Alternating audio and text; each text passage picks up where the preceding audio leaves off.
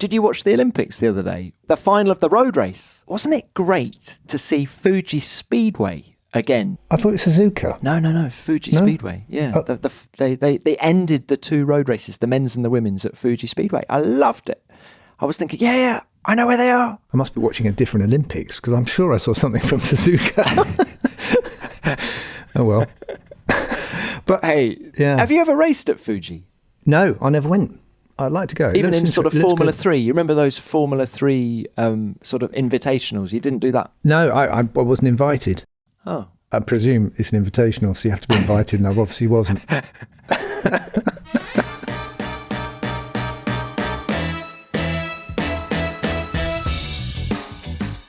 The dust has hardly settled from the last Silverstone fracas, and we're now into the Hungary week.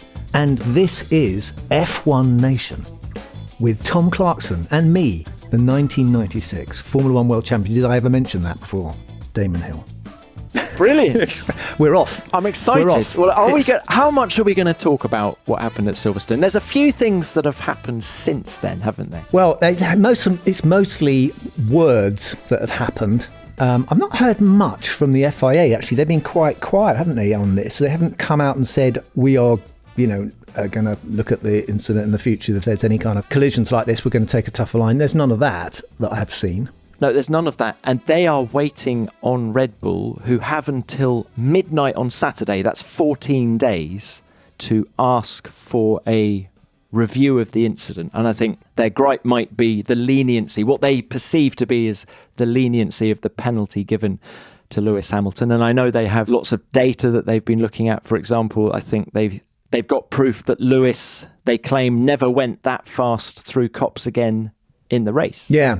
I did get some information that he was way faster than he'd ever been through Copse, which is doing. I mean, he did get a fantastic toe off of Max, so he might have surprised himself about how fast he was going into Copse. But I put it to you, DH, that had Max Verstappen continued, I don't think he would have gone as fast through Copse again for the rest of the race either. It was a little bit like, do you remember that film with James Dean, one of his very early films, and they're playing chicken. They're getting 2 cars and they're trying to drive a car over a cliff, and you have to jump out the car at the last minute. Only one of them gets their trousers caught on the gear lever or something, goes over the cliff, and that's when they all grow up and realise life is not a game. That's a great analogy. That's what it reminded me a little bit of. But I just remember the FIA have said, we're not going to allow, or it's not allowed, to go up and see the stewards during the race or at any other time and try and influence them. So they did issue that statement, which came about because I thought Michael Massey said to Toto on the radio,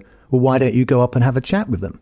Did he? He did. He did say that. So, and now I don't think he's going to be saying that again. So, evidently that was the wrong thing to say because you're not allowed to influence the stewards. As I said last week, that was my only gripe with the whole thing. I thought was you can't go and influence the jury while they're still making their decision. Other than that, racing incident and this and that. Yeah. I still think that. Have you changed your view, having sort of read a bit and seen a bit? Do you still think it's I think they both. I think they need to cool it a bit. I think they were both going at it scarily aggressively in that first race, and I think it was a product of the previous race. In other words, the sprint on the Saturday gave indication, forward knowledge to Mercedes that if Max got out in front, you wouldn't see him for dust. And I think they knew they had to get ahead.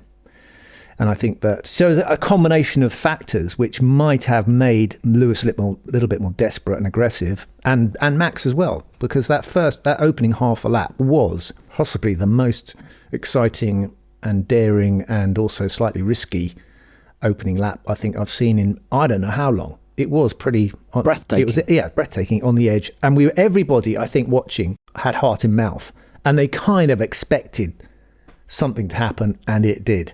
And you see the replays, and you see on some of the social media, people in the crowd have got footage of Max flying towards them in the grandstands, and that car was moving really fast. Max did take a hell of a whack. So all a bit risky, really, and I think we were lucky in many ways that we didn't have an injury.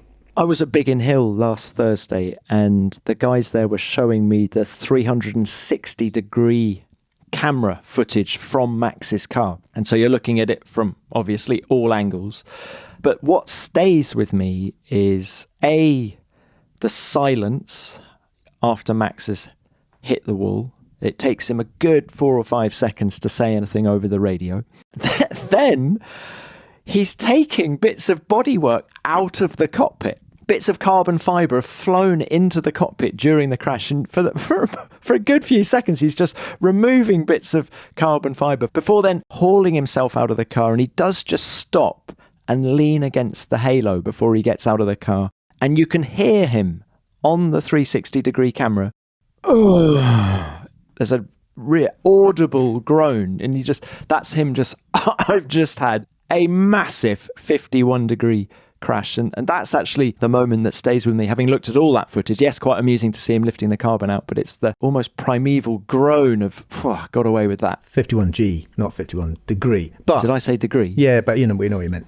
It was shocking, actually, to watch. But so that's now led Christian into this kind of battle about, whether or not it was right to celebrate. And we had all of that stuff to deal with, which is, we'd all got a little bit testy, didn't it, afterwards? I mean, this is motor racing after all, and you've got to expect that will happen. People are going to celebrate winning races. And we mentioned it before. We were surprised that Lewis wasn't made aware, but the feeling is, I think they're bruised, definitely, in more ways than one, in Red Bull about what's happened, and claiming that it's cost them $1.8 million, probably lost prize money as much as damaged car. And Honda are saying they're not sure about the engine yet. So that's an interesting one to see what they're going to do with the motor. Oh, I love that. Sending the motor back to Sakura in Japan, thinking that they can salvage it. It's sort of like, it's just a flesh wound, Monty Python's Holy Grail, isn't it? How can that just be a flesh wound? It was an absolute mess, that engine, wasn't it? Well, definitely the bodywork on the car was ruined. But when you design an engine, you don't say, okay, now throw it at the wall at 150 miles an hour and see if it still works. I mean, what does it do to the internals? Yeah. Yeah. I suppose the only good thing is it possibly would have stopped. The engine might have stopped before it hit the wall. I don't know. Could you hear an engine running when you listen to that thing at Biggin? Sadly not. So yeah, massive shock to the system on the power unit, and they'll run that in some point, and they'll find out whether it's broken or not. But maybe they'll check it before. But it's set up the coming race, hasn't it? You are going to be in the driver's press conference on Thursday. The questions are going to be, is it fight? Is it, or are you going to patch up? Has there been any communication? Has Lewis phoned Max to say, look, I'm sorry, it was a bit of a racing thing. Maybe it was a bit... Have they tried to do anything like that? I remember that Bernie got me, and he did this once before, I think, with Senna and Prost as well. But he kind of organised a patching up as the great peacemaker and kind of got us to sit and pose on the pit wall for a photograph of us all being chums, which was a bit disingenuous because I think he really wanted us to fight. But it is a bit like, is this an unpatchable relationship now? Is it just daggers drawn until the end of the championship and beyond? Well, that's the big question, isn't it? And hey, did you ever phone Michael Schumacher? For example, hey, we're talking crashes at Silverstone. 1995, you and Michael came together. Did you ring? No, I didn't have his phone number anyway. I mean, Michael was very good at turning off any kind of ability to communicate with him. He was quite icy as an individual in the paddock. So, no, I think he wanted his opponent to stew in whatever rotten PR had been generated from his clumsy attempt to pass. Talking of PR, I can't help think the PR battle, when I look at everything that's been written and said since Silverstone, I would say has been not won, but I would say Mercedes have had the upper hand slightly since Silverstone in terms of what is being written and said, partly because they've offered many more people to the media. Toto Wolff's had his say. James Allison, the new chief technical officer there, he's had his say. Andrew Shovlin, engineering director trackside, he's had his say. Whereas the only voice we've heard from Red Bull is Christian Horner. And I'm surprised that Red Bull haven't, what would Adrian make of it? Let's hear Adrian's thoughts. Or what about Pierre Vacher, their technical director? It'd be fascinating to know what they thought. But for whatever reason, they don't offer them up. And therefore, there's less written from a Red Bull perspective than a Mercedes perspective. I wonder why they do that. I was tempted to phone Adrian Newey, but I kind of know what his answer is going to be, and it's going to be he's really pissed off. He's not happy about that at all.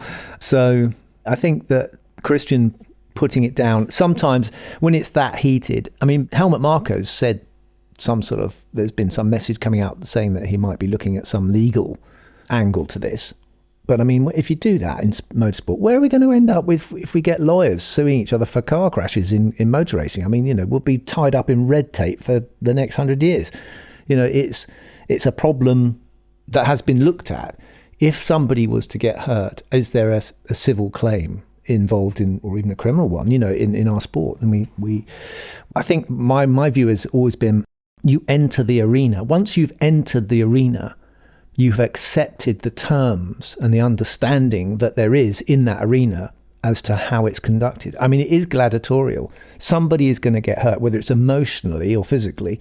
These things are going to happen when you put cars on tracks and go that fast, and you get hot-headed young guys who want to be the best. It's going to happen. And you have to say, okay, well, then nobody in that arena can complain about the outcome. You understand the terms when you come into that arena. Yeah, the rules of the circus. Formula One is a circus. You either come in and accept the rules of the circus, or you don't. The people who don't accept the rules of the circus, and they can be in any sphere, whether they're drivers, technical, media, whatever, if you don't play by the rules of the circus, you don't last very long. That would be my take on it. Look at Juan Pablo Montoya. He never accepted the rules of the Formula One circus, and eventually he had enough. He went. And I think there's a whole list of other people. But talking of that $1.8 million bill that Horner was claiming that is going to cost Red Bull, if you'd had Adrian explaining how that is going to impact in this cost cap era on not only development for this year, but also for next year, you might get a little bit more sympathy rather than just throwing the number out there. How's it actually going to impact the team? Well, I think it's really interesting, because actually I think what appears to me that Michael Massey has been trying to achieve, and I don't know this because I haven't spoken to him and got a definite answer, but it seems to me that he's throwing out penalties when cars collide. When accidents happen, there must be someone to blame in a situation, and the goal of the sport ultimately is to get cars to race without colliding. Sometimes it's unavoidable that they take risks and these things happen. But what you can't have is a sport where you use your car as a weapon to prevent the other person from overtaking you, because where's the limit to that? We had the extreme situation in Suzuka in 1990 with Senna and Prost. It was clearly a malicious move. Senna had no intention of making the corner. He just wanted to hit Alain Prost and become world champion. That's not a sport, is it? That's just basically a foul which resulted in a victory. There has to be a point where somebody is trying to apply fairness, and so running into people has to be stopped. So if there's another reason, let's say it's not penalties imposed by the FIA, but it's cost. Let's say if the team will be damaged because their precious amount of money that they have to spend is being eaten into because one of their drivers keeps crashing into each other. I mean, I don't know what bill I racked up with car crashes, but it was probably well over $1.8 million in my career.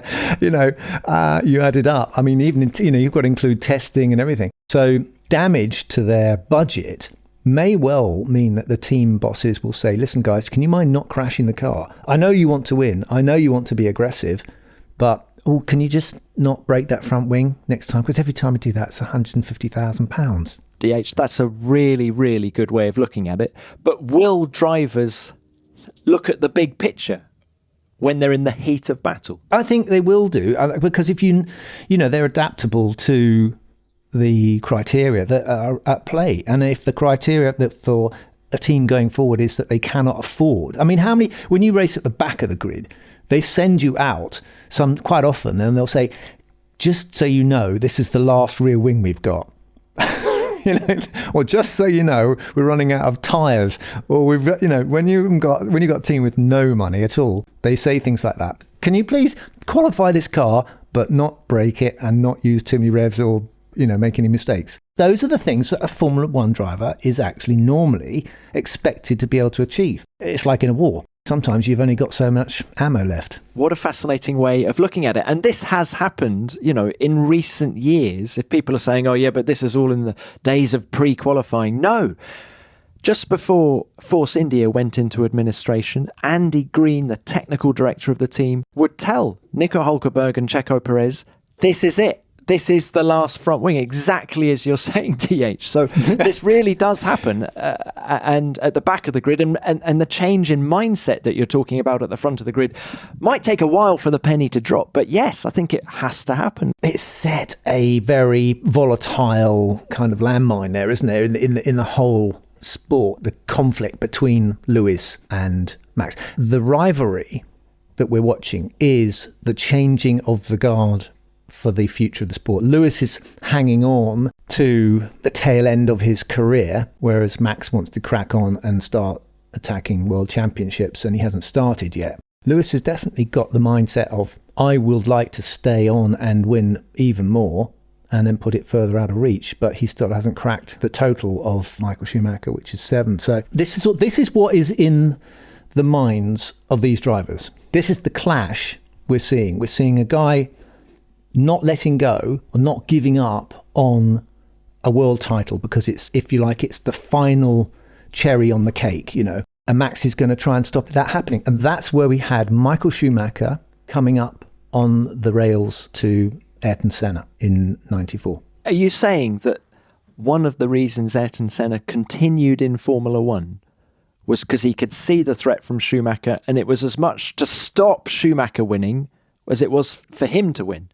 It's fantastic if you can get to a place of dominance, but there's always someone new coming up. That's something worth fighting for or fighting against, but time is against you. And the new era will be someone else. And actually letting go of your position, your identity as the man, is quite difficult. I mean, Nico got out, he won a championship and he got out.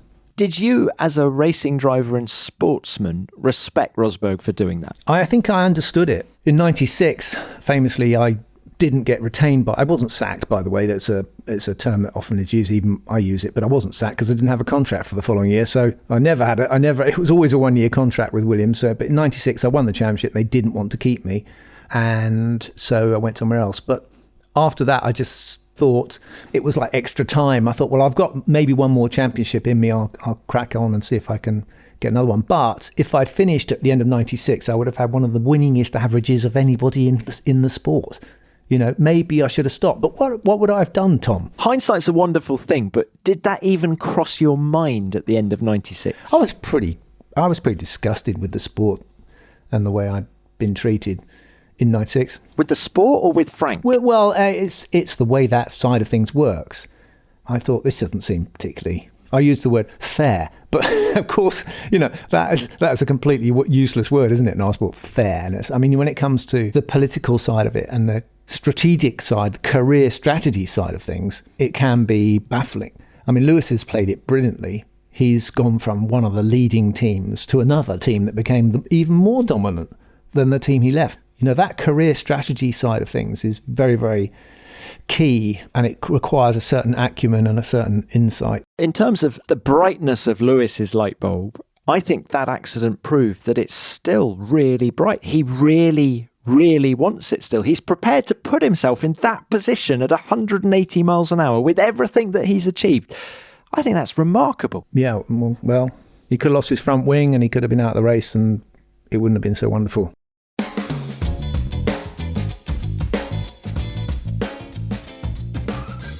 While we're talking about this crash, we have a man in the waiting room who can give us a bit of Dutch perspective on it all. It's Jack Plooij, pit lane reporter for Ziggo Sports. He was on the show earlier in the year. We like to call him our Dutch correspondent. Fantastic to have you with us again. Jack, are you there? Hi, good. Thank you very much. And you? Oh my God, where is he? Amsterdam City. Doesn't that look lovely? Did you bicycle to where you are? No, yes, we do every day. Is it electric bike or is it? Yeah. I'm old, Damon, so I have an electric one. Yeah. That's not very good for the environment, don't you? Electric bikes. I know. Why don't you get a petrol bike? No. I got a car, not an electric car. I know that I'm very rude on the environmental situation, but I have to change somehow.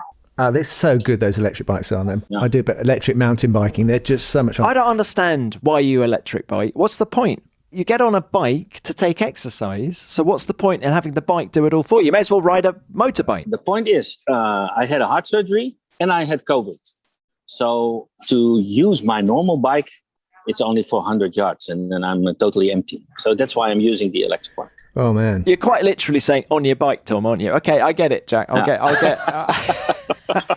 But you still expose yourself to the thrill and the anxiety of our sport in Formula One, though, don't you? Absolutely. And I want to apologize for all the fans living in our country who are not part of our sports, but they are on social media doing such a bad thing. So I want to apologize for my country fellow men. That's not the way the normal Formula One fans react. So we, people involved in Formula One, don't accept that. Yeah, well, then we have to deny the people who want to turn it into battleground. We have to deny them the sport, because we have to say we're not going to do it. If you're going to respond in an abusive and disgusting way, then we don't want you. And we don't want them listening to this podcast, and we told them that last week.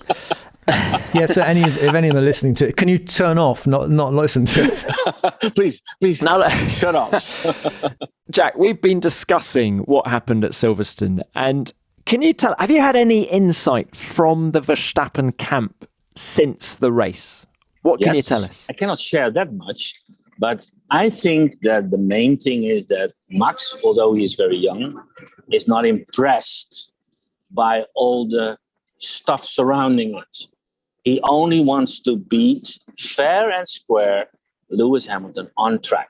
That is his main goal. He has nothing to do with all these people who are shouting all these other things. He doesn't want to do with that, any of it. Yeah. I remember feeling that when I was racing and I was being applauded by British fans, what I didn't want to do is to turn it into jingoism. You know, I didn't want to support, we're better than everybody else, because we travel the world and we have fans all over the place, and we want them to celebrate the sport. And if they're British, of course, it's great to get a British victory.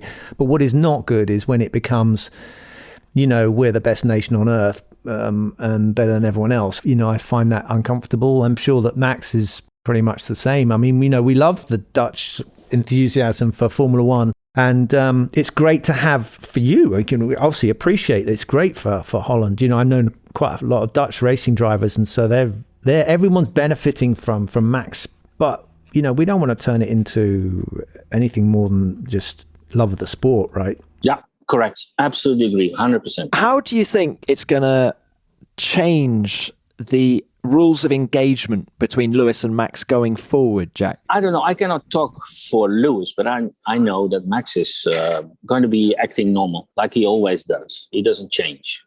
He's getting more motivated because of the loss of points, but he's not motivated by the crash itself. No, not at all. He's not revengey type. He's not that kind. He only wants to beat Lewis in Hungary. Free practice 1 on top of the list. Free practice 2 on top of the list. Go out, best time, and go in. That's what he wants. How is he physically after the crash? As far as I've heard, as far as I've known, bruises, blue, a little bit of headache, and that's it. Do you think that is there any sense that regret that possibly he could have let Lewis go? It was a strong move down the inside, and if he just let him go, he could have kept, even if he'd finished second, his deficit on points wouldn't have been as large as it ended up being. Nobody wants to win. He was in the corner. It was his corner, and that's it. Do you remember that championship with Piquet when Piquet had a massive shunt at Imola? He kept on coming second to Nigel. Nigel, I think, won more races, but Piquet won the championship because he had more points at the end of it. I mean, it's very difficult to say to a driver, second place isn't bad.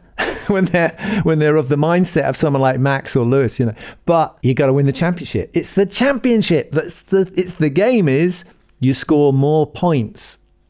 Trying to explain that to a young competitive driver is so difficult. I feel the same sense. I would have said the same. Come on, second. But then no. Winning the race. That's it.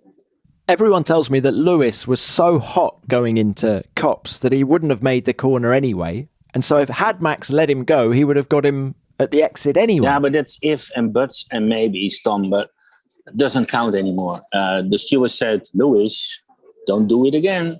So that's it. Point. Let's race. Has Lewis reached out to Max? Has he phoned him? Yeah, as far as I've heard, he phoned him. The hottest issue of that Sunday was that Lewis was celebrating and Max was in the hospital. That hurt the Verstappens too much. And Lewis was in front of me and I said to him, Max is in the hospital. And then he looked to his left where Rosa was standing, the hospital. And I had a little bit of a sense that maybe Lewis wasn't exactly informed how the situation at that moment was. I don't know for sure, but that makes a little bit sense. Was that the same time as Natalie was there at all, Jack? Yeah. We were standing next together. Yeah. Yeah, we saw that. Yeah, we saw that broadcast. Yeah, so he wasn't told, and I think that maybe they should have let him know. Because I know Lewis not so well as you guys, but I speak to him every race. He's not a kind of guy to do this. But the people apologize. How do you call him? Blame him. That's not the guy I know. Nah, agree. So we're going to be witnessing a remotivated, extra motivated Max in Hungary. Absolutely. Yeah, only on track. Yeah. A really motivated Max to beat Lewis on track, and that's it. Not verbally, not ignoringly or whatever. Did he have to clear a medical at all before, has he done that already? Yeah, I've done it already. I've had a lot of people ask me, are Max and Lewis going to be next to each other in the press conference on Thursday? That would be a good one. Really. Now, it's not happening, but it would have been quite fascinating to have almost just observed their body language, wouldn't it? I find it interesting, Jack, how when Toto Wolff and Christian Horner are next to each other in that kind of environment, Toto Wolff nowadays defers to Christian. He lets Christian talk. I would say 70-30 of the talk is done by Christian Horner, 70%. And I wonder whether Max would have done the same with Lewis in that kind of environment. I'm fascinated by this rivalry and how they react around each other. Max is not the guy with words. So he would have let Lewis do the talking, you think? Yeah, I think. Yeah, absolutely. He only says, I don't care. See you on track. That's my personal feeling. And do you think he is in any way, afraid is the wrong word, but do you think he's worried that this is going to happen again and again and again as neither backs down? No, we saw these kind of shunts in karting with Max, and no, it's over. Next chapter. Let's fight for a new race. Right, let's imagine turn one in Hungary. They're side by side. Will Max let Lewis go, as Damon says? If it's his corner, he goes for it. No, whatever. Oh, let's remember. What was it last race? No. Okay, but when it's a 50-50, Jack, as Copse was at Silverstone, you think he'd still go for it? Yeah, that's what I think. He wouldn't look at the bigger picture. He wouldn't say, I tell you what, P2 will be fine. No. Isn't it amazing how we turn Formula One into just a battle between two guys? It always happens. The rest are just make weights now, aren't they? They're just people who turn up and they can get on with their work and nobody really cares what they're up to. It's like there's all this hard work. We got 5th in the championship. Oh, well, anyway. Good luck for you. But it's always been like that. Yeah, that's what I'm saying. If you look at a sportive perspective, it's okay. It's great. Yeah. These guys fight. What are your viewing figures doing on Ziggo at the minute? Is everyone in Holland loving it? Are you getting record numbers? No. At the start of the season, we had them. But now it's continually high, of course. Good figures, but not explosive after Silverstone or something. I went to the Hockenheim ring once, and when I was racing against Michael, and I got into the paddock and I went to the Williams motorhome, and there was 2 policemen and the team boss and Harrison was there and said, we need to have a chat because someone had written to the police saying they were going to shoot me if I outqualified Michael. And so from then on, I had to be taken in through the woods by the police in the back of the car, so no one could find me. No, and I literally, I stayed in my room. I had a friend of mine who I said, I want you to come stay with me. And then we had the curtains drawn the whole time in the hotel. It was not much fun. No, it won't be. But that is rivalry as well, and hopefully it won't end up in a bad way. But it's good to have a good rivalry. That's good. Jack, our Dutch correspondent, it's fantastic to speak to you. Thank you very much. You're most welcome, boys, and hope to see you safely in Hungary. Yeah, see you in Hungary. See you, Jack.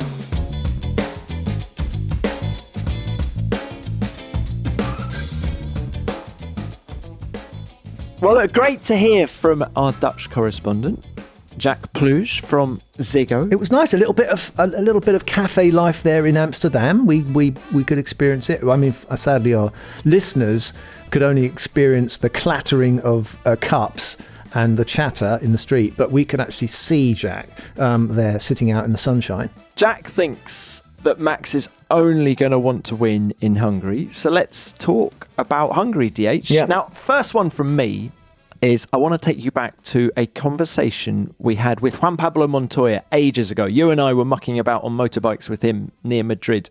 And we went out to dinner and JPM said, he said, Damon, why were you always so good in Hungary?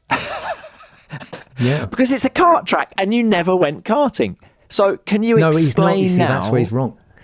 Because I realised that I hadn't done karting. So I started on bikes and I went to cars and I was struggling a bit. And then I kind of ran out of money and and the only thing I had left was going karting in bus shelters in London.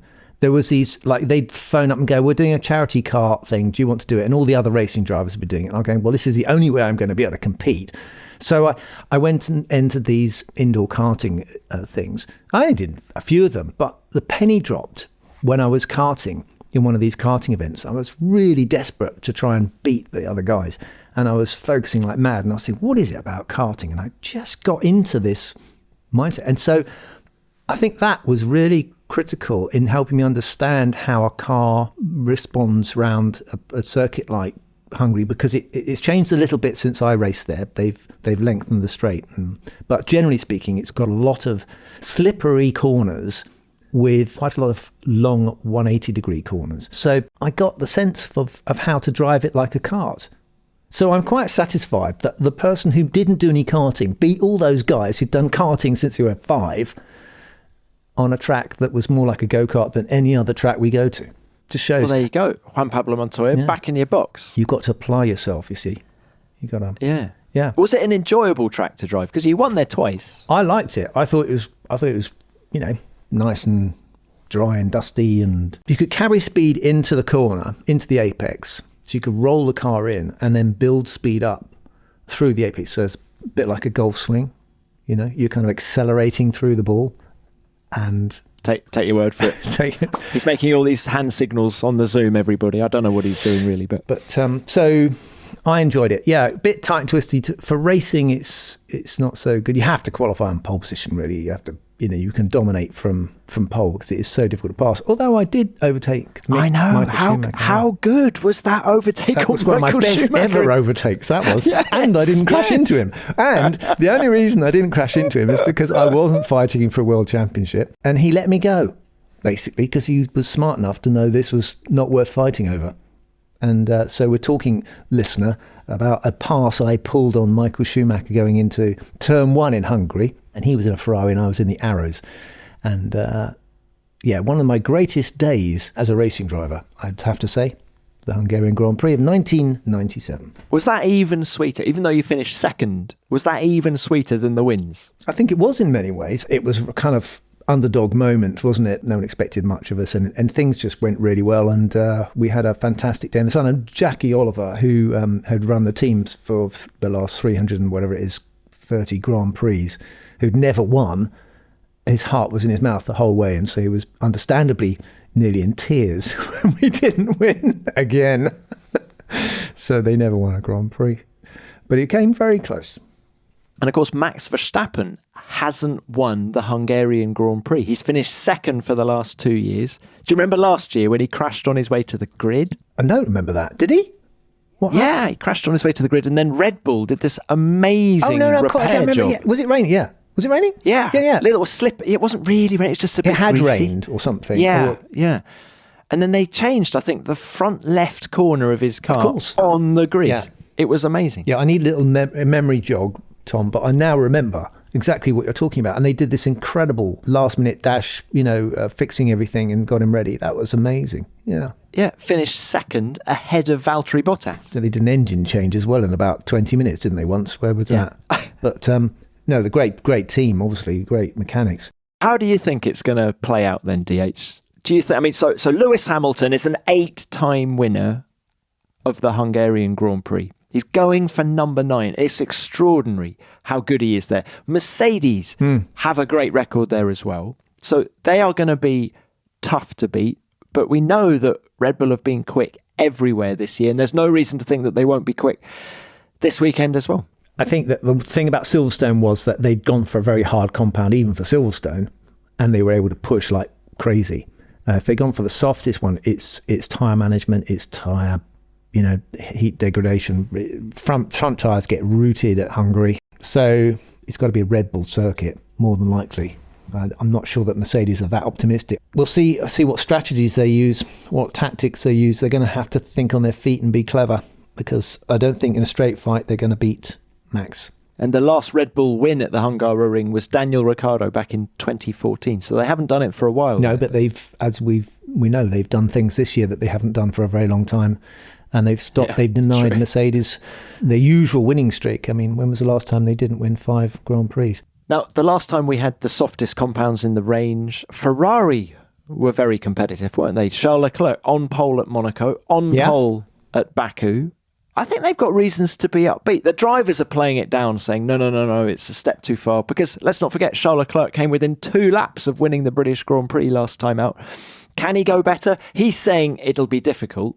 But then he said he wouldn't qualify on pole at the Azerbaijan Grand Prix. And he always does something exceptional. And that's no bad reflection on Carlos, who also is an excellent driver. But, we've seen it now from Charles on many occasions where he pulls out something miraculous lap from somewhere in qualifying. So will they be able to keep it up during the race? I don't know. I think they're so up and down, aren't they? Actually be able to say in advance of a race where Ferrari are going to be is almost impossible. I don't think even they know. Who was it asked them? They asked them, how have you done so well at Silverstone? They said, we don't know.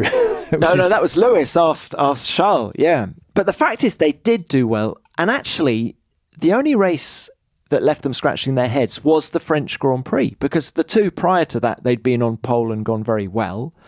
Then we had France, where they had a complete mare, and they held their hands up and admitted it. And then we went to the 2 Austrias, and they were quick there. They were quick at Silverstone. So I think there's every reason to believe they might be good.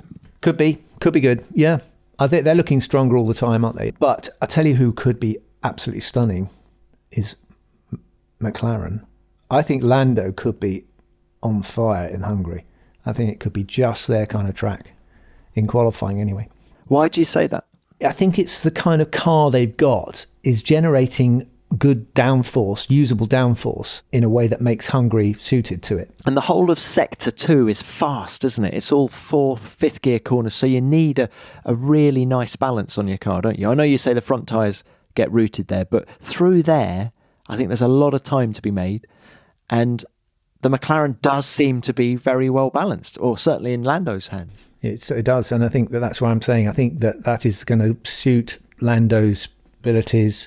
We'll see whether Daniel has got any more of an insight into how the car works for his own liking. He seemed happier with it at Silverstone, but you cannot compare Silverstone to Hungary almost in any way whatsoever. As you just said, we're going from the hardest compound to the softest compounds, and we're going to a circuit with long 180-degree corners, slower maximum or minimum speeds in the corners. And it's all about running that car, getting that car to stick in the apex and stay there and be able to get on the power and just let it flow, because you're almost always in a corner in Hungary. It's one of the lowest maximum throttle circuits, isn't it, we go to, next to Monaco. Go on then, who's your wild card for this weekend? Wild card is Lando. Yeah. I think is that wild enough? Or you don't want Pierre Gasly, do you? I mean, could be. I was going to say George Russell. I think that Williams is going to fly round here. Could be a top. I mean, could go to Q3 again. I mean, points, You think points? Points in Hungary? Well, I think if you start in Q3, Yeah. and a certain world champion's told me that you can't overtake round Hungary. So if you start in Q3, then you're game on for points, aren't Right, you? I'm going down the bookies right now, actually. I'll put a tenner on for you. I think this could be it, Tom. This could be the big one. What is it, 1,000 to 1? We're going to be millionaires by the end of it. What average? What's the odds for George Russell actually scoring a point? 100 to 1? 10 to 1? Well, I imagine it's probably dropping, isn't it, all the time? Yeah, I was going to say there. He's knocking on the door. It's going to happen. Yeah. And you thought that George was going to be announced a Mercedes driver at Silverstone. He told us, and he was true to his word. It didn't happen. He was, wasn't he? He knew that it wasn't going to happen, and it didn't. Do you think it's going to happen this weekend? I think it's going to happen in the summer holidays. Do you think they'll announce it in the summer holidays? I think they'll let Valtteri have a nice holiday. Doesn't sound like a great holiday to me. and then they'll make the announcement. I'm guessing, don't know.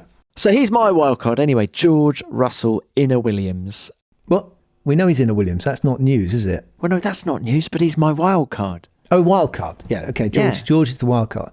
Let's think out the box. Oh, I know. I've got a good one. Fernando Alonso in the Alpine. Nah, too old. It's his 40th birthday on Thursday, DH. Happy birthday to you. Hey, look, actually, I'm going to invite the listeners. What should we do in the press conference on Thursday to celebrate Fernando Alonso's 40th birthday? It's the day of his 40th birthday. Let us know. Get involved on social media. So he's in there with Sebastian Vettel. Could Seb give him a present? Or I don't know. It's one of these things you really don't want drawing attention to, isn't it? If you're a Formula One driver, I'm now 40. Oh, we're going to do that. But he's a fit 40. I mean, he's a very fit 40. I look at him. But he uses an e-bike like you now. That's what he said, isn't it? Yeah. But he's joking. He's fit as a fiddle, and he's just as good a racing driver as he has been. I mean, maybe a bit of speed's gone. I don't know. It doesn't seem to show much, does it? I think he's one of the few drivers as good as ever, doesn't he? Yeah, I think he's incredible. I mean, just go back to the sprint at Silverstone, Damon. The sprint was awesome. Oh, and he's hungry, which is no pun intended, obviously. But he is hungry for more. And I think it's the sort of circuit where he could go, well, that Alpine's coming along, you know. Things are happening there. They're up to things.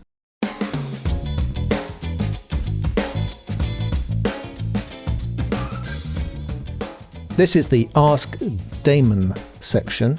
And what you do is you ask me a question. The clue is in the title. It's AskDamonHill at gmail.com. And you send a voice message to us and we'll play it, just like we're going to do now. all right. Question 1. Hi Damon, Matt here from Oslo. Whilst I'm loving Formula 1 in 2021, for me the 90s will always be my favourite era. You had cutting edge technology, independent teams, running lots of innovation, and not least 7 different world champions in the decade. So my question is, are you in agreement with me? And if not, which is your favourite era of F1? Thanks. Hi, Matt from Oslo. That was a good question, quite provocative, because I don't really want to be one of these people who say, oh, it was much better in my day. I mean, I think the thing is about Formula One, it's about what's happening now. It always has been about now. And because the standard of what is left behind is usually incredibly high, there are all kinds of eras that you can look back on and go, well, that was the best era, or that was, you know, they were all, and they were different too. So you look back at the 60s, you know, it's a very different vibe to the 70s or the 80s. So 90s, obviously, that was my era. I think there were some great things in the 90s. I don't know if it was any better than any other year. I think, or decade, I should say. The 90s were, technically, we had active cars. We started off with active cars, and then they started restricting the technology. And now you have technology all over the place. I mean, every angle of the vehicle and the strategy is covered in engineers and data, and it's mighty impressive today. So I think you're entitled to have your favorite decade in Formula One. What's yours, Tom? Well, you haven't actually said what yours is. Mine is the now. I think mine is now. I kind of make a rule of, you know, not hankering after something that's past and gone. We're bound to have flat races. We're bound to have times when you don't like it so much. But by and large, I think it's a better show than it ever has been. And Silverstone's a case in point, isn't it, with the sprint qualifying?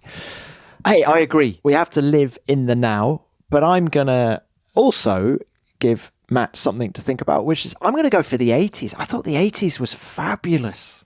those turbo cars, 1,500 horsepower in qualifying on qualifying tyres. Absolutely mental. And I loved all that. So yeah, Matt, I would go, we have to live in the moment, but that was mental. That was great Formula One as well. How old are you, Tom, in the 80s? Well, it depends which year, but I was in double figures, if that's what you're... I have a theory, which is that when you're at a certain age, you get turned on to Formula One. That's always going to be your favourite era. Bit like pop music. Yeah. I don't think it just applies to everything. When you're a 16-year-old, that's when you fall in love with everything, isn't it? Yeah. But do you still wear flares, for example? I mean, the thing is, things change, don't they? Go on, but how much would you have liked to have driven one of those 1,500 horsepower Brabham BMWs of the mid-80s? Go on, DH. I did sort of drive a Benetton, turbocharged Benetton Ford, so I had got some feeling for it, which was mind-blowing and awesome and stupid, really, because your legs are pointing right, they're sticking right out in the front of the car. So there is some downsides to those cars, but I agree. I do like the ground effect cars. I like those, the way they looked and the way they raced. They look good. They look fun. Well, what about question 2? I think we've got another Matt. This one from the USA, the US of A. Hey, Damon. My question is this. It's 1993, and you get your first podium in Brazil. 1 and 2 spin out, and you're now leading the race. What was the feeling you had? What was going through your mind when you knew you had Senna behind you? What was it like when he overtook you? And what was it like being on the podium for your first time? Thanks, Damon. Hi, Matt. Yeah, that was quite an exceptional experience, I have to say, because it was my first full season in Formula One with a top team, and now here I am, this little old me, and in Brazil racing against Ayrton Senna, and admittedly he did beat me. But on the podium, I think we had Fangio, who came up on the podium. I did feel a little bit like an imposter. You know, I think I had imposter syndrome, whatever it's called. I'm standing there thinking, oh, should I be here, really? You know. But I do remember afterwards having really bad stomach cramps because it was the first time I'd been to Interlagos, and it's the bumpiest, toughest, one of the toughest tracks physically that we go to, and I was pretty exhausted after that one. And but yeah, mightily chuffed to be there with the great Ayrton Senna and Fangio on the podium. What a day! I definitely got a kick out that. I should have beaten him. The truth is, I should have blooming beaten him, and I didn't. Was that your first conversation with Ayrton Senna on the podium? It probably would have, because was it the first race of the season? No, South Africa was the first race. So it was race 2. Yeah, okay.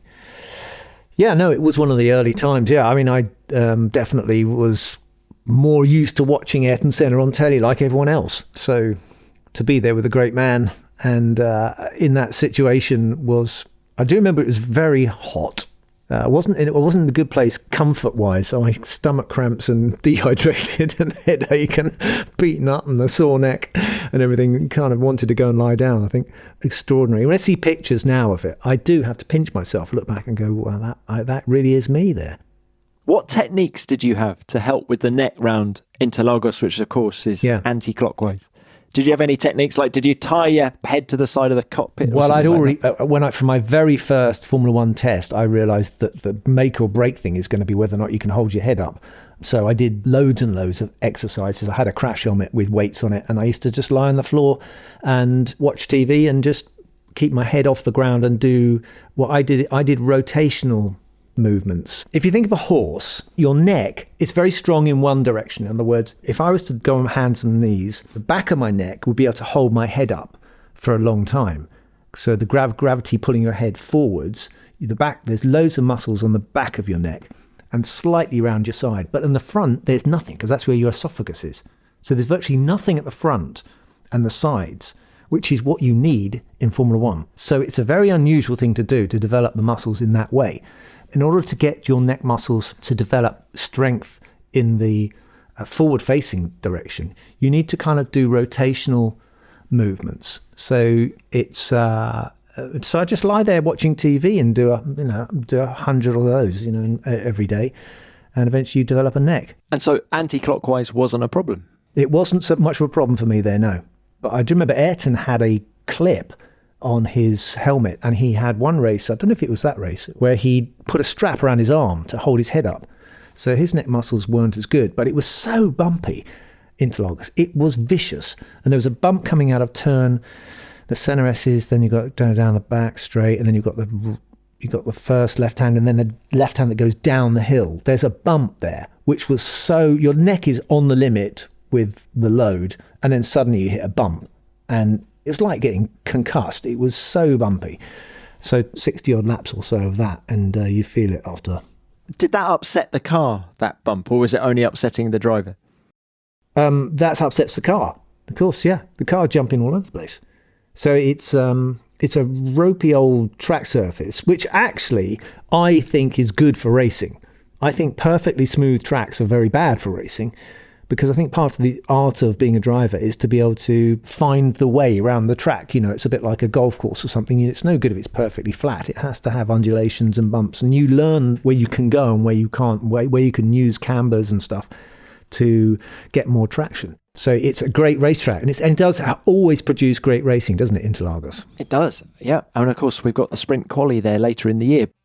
You flagged up the email address to send the voice notes to. So last thing on our agenda is any other business. And I wanted to put it to you. Did you see Mick Schumacher driving the Jordan 191 at Silverstone last week? His old man's first Formula One car. Yes, I saw that, and he looked pleased as anything, didn't he, to be in there and having a go in it. But he didn't know how to use a clutch and a gear lever, so I think he had to learn pretty quick how to do using an H box and a clutch pedal. He was getting after it though. I've seen some footage. Yeah, fantastic. I haven't seen that. I haven't seen the moving footage yet. I've only seen the garage shots, and he got a visit from Sebastian. So he got a special day, I think, for Mick there. All right, DH, I think we're done for another week. Yeah, one down. How many more to go? One more down. Still loads to go.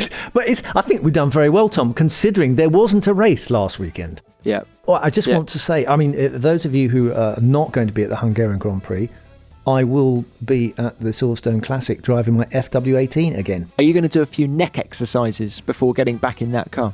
I certainly am not, Tom. I'm not. I'm past that point of trying to develop, what's it called? Definition in my muscles. I'm not interested. It's not going to work. Are you going to do more laps than you did at the British Grand Prix, though? I don't think so. I think one or two. I think they don't like the car to be overused. I mean, it's quite an old thing, but and as am I.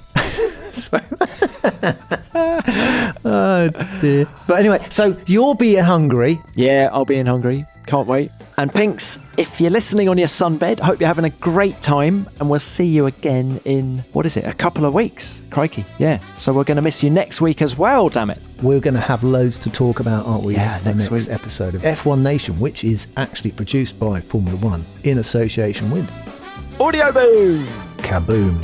Thanks for listening, everyone.